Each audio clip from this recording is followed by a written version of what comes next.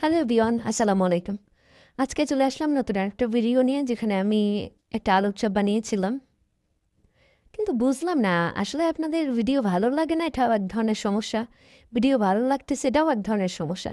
কিন্তু হয় ভালো লাগে অথবা ভালো লাগে না। যদি ভালো লাগে তাহলে কমেন্ট করবেন, বলবেন যে হ্যাঁ ভালো লাগছে।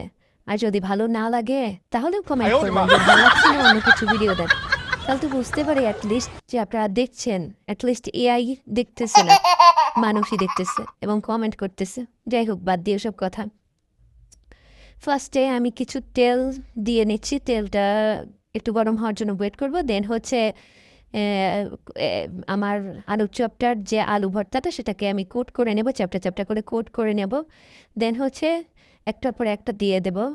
তবে যাতে একটার গায়ের সাথে আর একটা লেগে না যায়, সেজন্য আমি পরবর্তীতে আর একটা বড় কড়াইতে নিয়ে নিয়েছি, যাতে খুব সুন্দরভাবে আমি উল্টে পাল্টে দিতে পারি। দেন হয়ে গেল আমার তৈরি রেডিমেড সন্ধ্যার নাস্তা।